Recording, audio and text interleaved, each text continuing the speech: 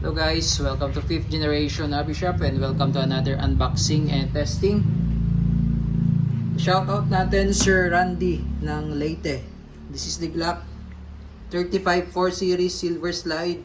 Meron siyang full automatic, ito yung switch, full auto, semi auto, tapos naka fiber optic sight front and rear, naka Punisher skull backplate, naka staple grip, naka magwell. Ayan, pwede siyang lagyan ng flashlight, pwede rin siyang lagyan ng red dot. Ayan, Glock 35 4 series na airsoft, 24 rounder capacity magazine. Tapos meron kayong order na extra mag na long, tapos may kasama siya free. Tapos 0.23 grams, 4,000 shots free. Ayan, so testing Glock 35, ito yung may full auto siya. Yan yung full auto, yan naman yung semi-automatic. Okay, so testing 3 to 5 seconds. Again, shout out po Sir Randy ng Leyte. Okay, okay, testing. Test natin yung semi and full auto.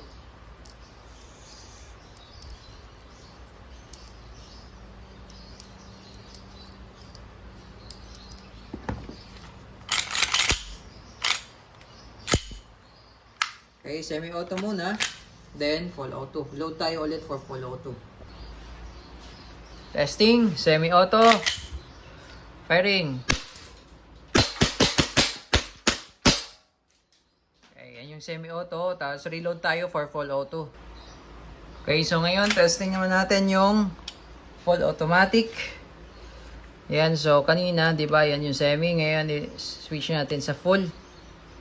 Ayan, semi, tas yung sa full auto, switch mo lang sa baba.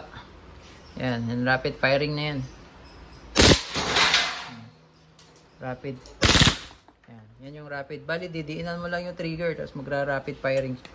So, bitin tayo sa bala. Lagyan natin ulit ng bala. Ayan po, nilagyan natin na marami-raming bala. Okay, full automatic. Ayan, yun yung full auto.